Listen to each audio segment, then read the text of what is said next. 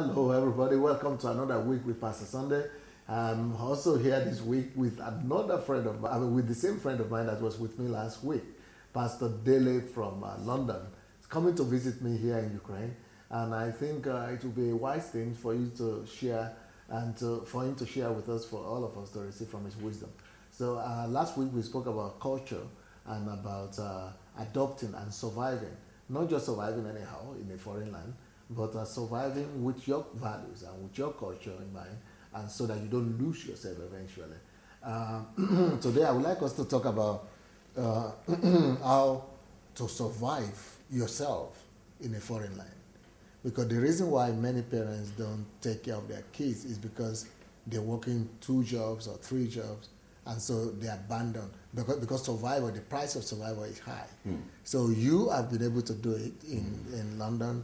You know, how do you start your life afresh and still survive and still maintain your relationship with God, with the family, your values, and all those things? That beautiful question. The foundation of everything is God.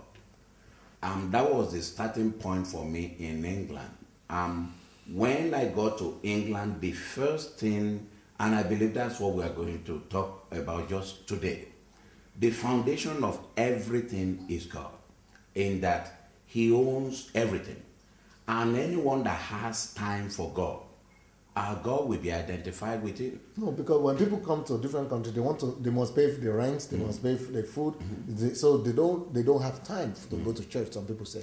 Oh no, that is a mistake, not a mistake. That's a tragedy. If anyone has that chain of thought, that is a calamity.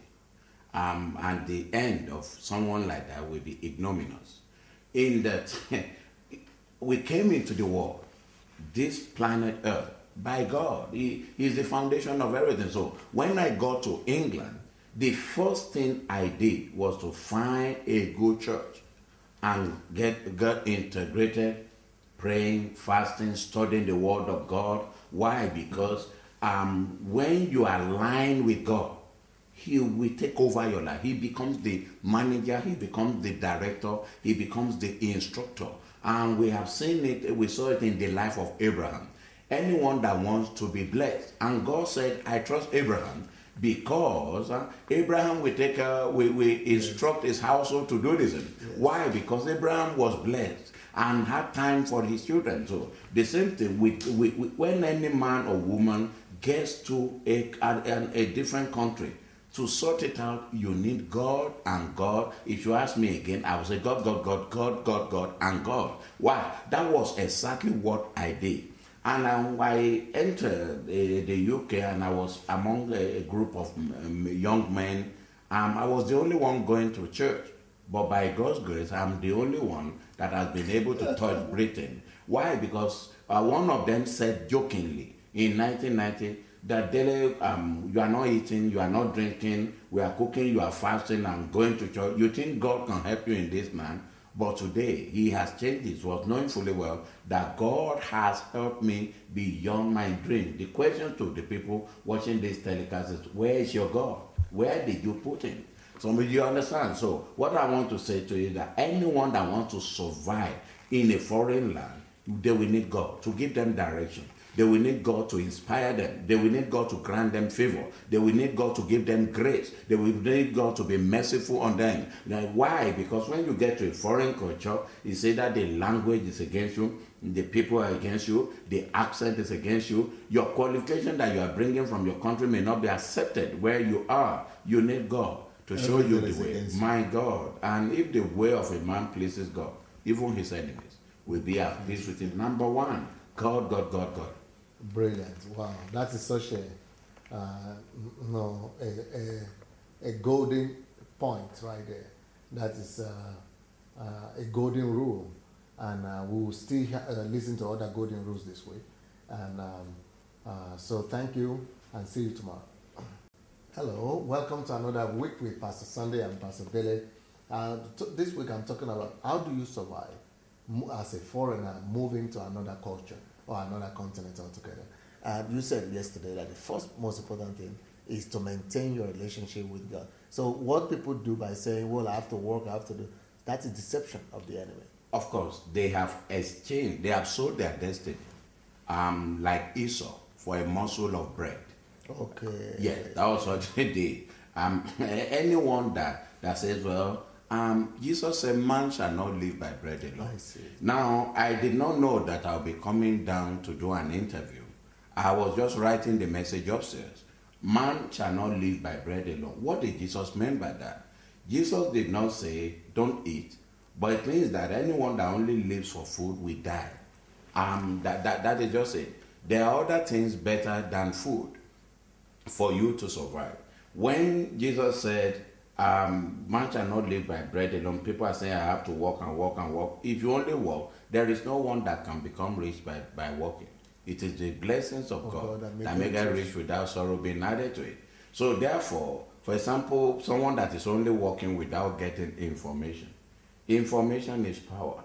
An information stumbled on could change the horizon and the landscape of your life forever. That you could earn in 1 year what some people cannot earn in a lifetime through working full-time, 2 full-time jobs. That's right. So therefore it is the deception of the devil. And Satan is so cunning. He knows that as long as you go after bread, you will miss your destiny. And that was why he tempted Jesus and said, turn this stone to bread. And that's what a lot of people who move from their country have been doing. They are running after bread. They are running after money. They are running. Nothing wrong but as long as those things doesn't take the place of God in your life. So it is great deception to say that if you don't walk, you won't eat. You will walk, you have to walk, you have to. It is great deception. Some people say they are walking because of their children. Yes. But Obama didn't even know, his parents are not alive, he still became a president. So therefore, we cannot leave God because we want to feed our family, because if anybody dies today, those children will still survive. Brilliant. So therefore, it is deception. One must always make sure that you have time for God. And also, in addition to that, you need, when you get to a foreign land, after finding God, you need to find information. Information about the culture of the people. What do they like? What do they don't like? What has been the greatest hindrance to the progression of immigrants in that country? What is their perception? How do they relate to strangers? What are the things that keeps people back? What are the mistakes that people that were there before you made, so that you can learn from their own errors rather than learning from your own mistake, or moving 10 steps forward, 50 steps backward. So therefore, when you get to a foreign land, after aligning yourself with God, solidifying your relationship with God, the next thing to get is information. Amazing. It is very powerful. Amazing. Very, very good. Well, I think this message and this telecast is going to save the life of a lot of people. A lot of people are going to be saved. Their destiny is going to be rescued thanks to these words. And tomorrow we'll talk to you more. God bless you. Hello, everybody. Welcome to another day with me and Pastor Dele from London. And we're talking about how do you survive? How do you survive in a foreign land when you are just moving there? And many people have lost themselves. Many people have lost their priorities just because they didn't have the nuggets and the secrets of survival in a foreign land. So you mentioned God as number one. Yes. And number two, information. Yes. When one gets into a foreign territory, you need information. Today, many people are in prison, not because they are criminals, but because they didn't get the right information. Today, many people have gotten married to the wrong people for lack of information. Some people have joined gangs for lack of information. Or some people have wasted a better part of their life working rather than getting information. For example, information about adding value. I got to England years ago, and I was working at McDonald's. I was a train station cleaner, cleaning tube stations, and People will see me and be known. But nobody can believe it. of course, I decided to get information. How can I add my value? How can I better my life? And that was when I got information about how to become a lawyer. And I studied in England. And today, with all humility, there is hardly a city that I enter in United Kingdom that someone doesn't recognize me. Why? Because of information that I got about adding value. So people get into a foreign land, they have to get information, and they have to know God. They have to get information. When you get information, you have to get information about adding value. And I thank God there are some guys I met some years ago that came to the church, and I gave them information. Some of them are earning £100,000 a year now. You added value to them. Of course, I added value, but they came to the right place. You understand? I believe tomorrow I'll be talking about finding yourself in the right company, because iron sharpens iron. But today, environment, yes, the people that you move with. But today I'm talking about yes, add value. Yes, you need to add value. Or go and get information that will add value. That will add value to you, and then you become. Yes, people may not like you because of your accent. They may not like you because of your color. They may not like you because of your ethnic origin or your country. But if you have what they want or what they need, they will patronize you. I represent clients from over 50 countries. Despite your accent, despite your I don't think they all like me, but they like my knowledge. They need it. They need it. So they have to. So the thing is that adding value is a key. When you get to a foreign land, you have to do everything within your power to add value to yourself. To add value to yourself, and then you can add value to the life of others. Without that, that person will struggle, and 50 years in a foreign land will just be wasted. Unbelievable. Yeah. Well, thank you so much, Pastor Dele, and we will continue this talk tomorrow, because I wonder if there are people you know, like for example in England, who've been there like for 30, 40 years and have not made anything of it. But we'll talk about that in the next program. Thank you. Hello, everybody. Well, we are continuing this talk with Pastor Dele, and it's interesting. How do you survive in a foreign land? I know you've mentioned a few points, but before you continue those points, do you know people really? Because people, relatives back at home and family members back at home are waiting for some of them and saying, oh, he's gone for 20 years, he's gone for 30 years, he's gone for 40 years, we don't know where he is. Do you think there are situations, have you run into people like that? Not run into people like that. I know a lot of people like that. No. And what happened? Who are not really making it? Of course, they through no fault of theirs, but through their ignorance when they got there. And for people who are watching this telecast, I believe that it's a great opportunity to address the errors of the past, if there was any. And if there are no errors and people are just entering a foreign land, I believe this is an eye-opener to prevent them from running into errors. Now, what happened was that some people got to a foreign country, and the first 5 years of their life was doing drugs, moving with the wrong friends, stealing, being locked up by the police, having a criminal record, and with that, they cannot do anything with their name because they are messed up. Some people got there and they got to a foreign land as a student. And instead of adding value, they abandoned their education for work. But what people have forgotten is that... Because some people say you need to, you cannot go to school if you don't have a scholarship and you don't have rich parents. Yeah, but that is... But they need to go work, so they abandon their education. That happens to a lot of people. But that is deception. I, as a person, I worked 7 years at night and studied 7 years during the day. You understand? Alongside. So when did you sleep? Well, if I'm able to find 1 or 2 hours, 2 or 3 hours here and there, and I did it. I sponsored myself to the university. I didn't get bursary. I didn't get any support from the government because I had no immigration status.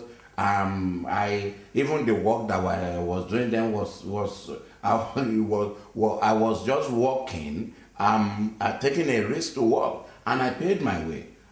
Today, so what I want everyone watching this telecast is this: once you get that value, it becomes yours. I would say do everything possible legally to add value, because people get to a foreign country instead of studying. They go to work and they abandon their education. But you know, knowledge will start working when all your friends who are hardworking become tired. When they can no longer do anything, that's when education kicks off. You see lawyers, they make their monies in their 60s, doctors, accountants, they make their money. When everyone is retired, they are still consultants. So knowledge, you cannot abandon education for work, because eventually you will get older than your age. Eventually you work to pay bills and you become frustrated. So there will be a time when you cannot go and still be cleaning the toilet. Of course. That's when education works. You just get a pen and you look at doctors, they just check your eye and say, well, I'll give him a tablet, and that's all they do. They don't lift a finger. So most people waste their time at the earlier part, or some get into the wrong relationship, in that they go and meet a strange woman, a strange man, and say they found a husband, and at the end of the day, the relationship breaks down, and for 5-10 years of their sojourn in that country, they've achieved nothing, and some of them don't have the status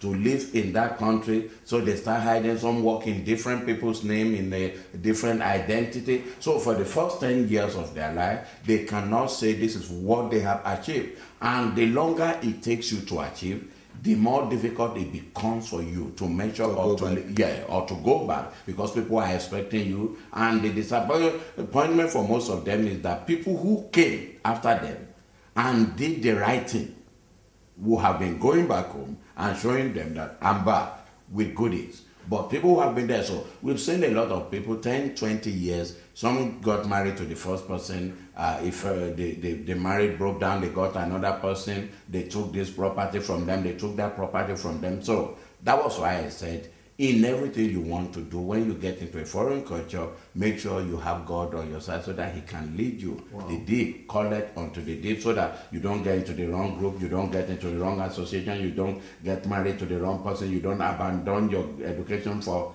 a piece of bread. So surviving in a foreign land, one has got to do everything. If you need to get knowledge, make sure you get it and work. If you look at some of my people, I ask my church members, I say, how old am I? They don't know. Some of them say you are in your 30s, some of them say you are in your 40s. Then I say, well, you know what? Because I don't do much. Education has limited the sweat. It has limited the hard labor. It has reduced everything, because I only need to sit down and sign papers. So what I'm trying to say, and this life, and some people watching this telecast may turn around and say, well, not everybody can be a lawyer. I didn't ask them to be a lawyer. Not everyone can be an accountant, but if everyone cannot be, why should they be you? Thank you so very much, Pastor Dele.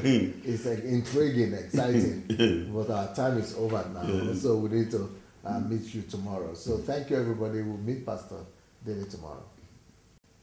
You wanted to talk about another factor that will help people to survive in a foreign land. You wanted to talk about environment or the friendship.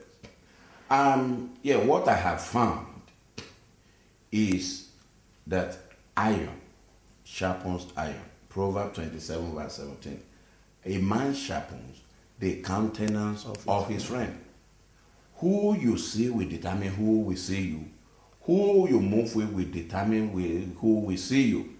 So the friend of a cat will be a cat if care is not taken, and they will not know what is happening in the kingdom of lions. Now, what happens is when one gets into a foreign land, you need to associate yourself with good people. People, and you know them by their fruits, you know them. When you get to a strange place, you need to find a friend. And that was what happened. to Daniel and his friends. That's right. When your friend, if you move with the right people, people who believe in possibilities, people who believe that they can succeed, people who believe that they want to make it, they can make it, people who have ambition to succeed, definitely iron sharpens iron. It's like being under an anointed minister. The people under that canopy will thrive, they will succeed. Only one man, only one woman, but they will be succeeding. The same thing, iron sharpens iron. What I want to announce to you is this: anyone that you listen to consistently and regularly, eventually their words will affect or dominate your life. It enters into your ear, you watch it, and it enters into your heart. Now what happens is this: when one gets to a foreign land, you need to find a good friend. A good friend, association matter. When Daniel was promoted, he recommended his friend and said, "King, I am not the only one." And Pastor, I discovered in the Bible, I believe Jesus will have to tell me this when we get to heaven. I discovered that Peter, James, and John were from the same locality, and they were partners. Yes. I believe Peter told Jesus that they all became disciples. I believe Peter told Jesus because he was the first one Jesus found. Yes, and I believe his friend, he told his brother Andrew and his friend John. That was why he did. And James. The day I discovered, I said, "Wow, iron sharpens iron." And look at them. Peter wrote a chapter in the Bible, James and John. Wow. Yeah.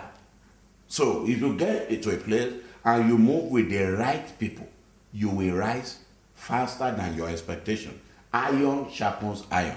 And this is the mistake some foreigners make. When they get to a foreign land, they go and maybe associate with their friends of over 30 years who had been in that country before them for 11 years. He has not done anything. He has not done anything. He couldn't even pay his rent. And that's your friend. The fact that you were friends in the past does not mean that he is still dreaming. When you get to a foreign land, you associate yourself with a dreamer. Praise God. Today I'm watched in many parts of the country on television because of my friends. I went to Daystar to preach some weeks ago, and Pastor Sam put my video on there. He said the whole world needs to hear the message. Very good. Very good. Up till now, my message is still on their website. Very good. So this is another one. Iron sharpens iron. Very good. Yes. Thank you so very much, Pastor Dele. That was quite profound and convincing, very convincing. So thank you, everybody. Tomorrow we'll get back with Pastor Dele. Hello, everybody. This is Pastor Sunday again with Pastor Dele, who is visiting me from England. And I'm sure you have been tremendously blessed by the things he has shared with us this week. You are an example, Pastor Dele, of somebody who has managed to survive that school. I've gone through that process. You said you came there without papers. Mm-hmm. You were nobody then. Mm-hmm. Mm-hmm. And you were able to go to work, doing many jobs, mm-hmm. and then still be able to send yourself to school. Mm-hmm. And then became a practicing lawyer. Mm-hmm. And now you are helping others. Mm-hmm. One thing I understood is that you cannot take others to cross a bridge that you have not crossed yourself. And that in most cases, nobody wants to listen to a non-entity. Because the thing is that the voice of the poor is despised. But where the word of the king is, there is power. And the Bible says, see a man who is diligent in his work. He shall not walk with mere men, he will walk with great people. Now I understood that. And for me to do that, I decided to add value, real value to my life. Yeah, because adding value has opened unbelievable doors. And so the only thing I teach people that I really love or I have opportunity to meet is that they need to have value. Today, about 8 or 9 people are studying law in the church. Choir master, we met him some years ago trying to give my wife a parking ticket as a traffic warden. Are you serious? And my wife preached to him. Today he's a lawyer many others in the church. So while we have IT, we have nurses, we have people who are into childcare and the accountant, chartered accountants. We have lots of that thing, about 4 or 5 of them in the last 2 years. Now, what is happening is that I understood that you cannot really affect other people's life in a profound way unless you have value that you want to instill into their life. So, and by God's grace, I have made hard work, my friend. I have made diligence to make yourself valuable. To make myself valuable, and by God's grace, God has been helping. Although I pastor a young ministry, but the influence, the impact is unbelievable. The impact is unbelievable. So there is hardly anyone that will say, well, they don't know one of the things Tell us about your TV program. Yeah, the television program. For example, recently we took a Monday to Friday slot on a TV station for the church, and the same thing for my legal work. So I talk on law every day in England and Wales, and I get calls from many countries: Sweden, Netherlands, all the countries of Europe, Spain, Ireland. They watch it, and through that, I've been able to talk of the kingdom of God beyond the 4 corners of a young church, and about law to many people that are perishing, because a lot of people are scared to death, especially people living outside London. They don't trust the people that they are living with. They can't tell them their status so that they don't call the police, or then maybe some of them are racist or not. So what I've found is that in a foreign land, if you add value, people come to me and they say, well, in England that there's discrimination, they are racist. But I say to them that, look, if you add value from my experience, they will need you. They will need you. Doors will open for you. Doors will open of its own accord. Adding value is a barrier breaker. Is racism destroying agent. Because if you have what people want, if they don't like it, they will have to patronize you. They will pretend as if they like it. Of course. And the thing is this, is that if you fail to add value, you won't have the mouth to talk that I had it, but they didn't give me the opportunity. If you don't know how to use a computer, they cannot make you a computer administrator. If not, you wipe out their database. So they try to blame the white people for their predicament, but in most cases, some of them have nothing to offer. Wow. Yes. Brilliant. Wow. I just hope as many people who are living overseas will listen to this broadcast on the websites, Facebook, everywhere, where that you just have to learn from these wonderful lessons, because this is not a man that is stuck in theory, living in his own country. Somebody that has gone through it, he has lived it, and he's sharing from his practical example. Thank you. We'll talk to you much more. Hello, everybody. We're back today for the last broadcast with Pastor Dele today, and we've had wonderful 2 weeks with him, and I really hope that these 2 weeks have been a blessing to a lot of you. And Pastor Dele, I know you've written some books. Yeah. Will you tell us a little bit about your books? Yeah, I wrote. I've written 4 books so far. The other one will be coming out shortly. The first one is Discover Your Purpose, which is a historical perspective of my life. Coming to England as a visitor and as a cleaner, as a burger fryer, to discovering who I am today. And when you discover your purpose, all hell will break loose. You forwarded that particular book, and it has changed a lot of lives, because I showed them in the book how to discover your purpose and how to fulfill your purpose. Yeah. And I'm a proof. And you see, someone from my experience. Yeah, someone said if someone that doesn't have testimony, they are not worth listening to. Yeah. I'm a bundle of testimony, not by pride, but I have living. It's a fact, a living proof. The second book is Prayer is Not the Answer, which is very popular. Very popular and controversial book, because people said prayer is the answer. Well, if any man fails to play their part and they rely on God to answer, to do what they are supposed to do, you said they are a criminal, yes, that they should be arrested. Yes. They are robbing. Yeah. So prayer, we only work if you with a corresponding action on your part. And I've seen a lot of women going to the mountain, they want a husband, they are praying and fasting, and the prophet lays hands on them. But to their shame, the woman they don't know how to dress. They don't look attractive. They are 20-year-olds and they dress like a pensioner. As a result of that, their prayer becomes unanswered. If you don't add value and increase your earning prosperity. So even if God comes to tell a man that that is your wife, you say, the man say can Satan look not rebuke you. Yeah. And say, yes, this might be the voice of the enemy. Of course. Or the woman is older than me. Or you didn't add value and increase your earning, increase your earning potential, and you go into church and say, I bind the devil. The third book that I released is called Add Value. Add value, for example, in England, if I'm not in the church, you cannot see me without paying to see me. You pay. You pay your hard-earned money, over $100 to see me for 2 minutes. So if you add value, people will... You become valuable. You become valuable.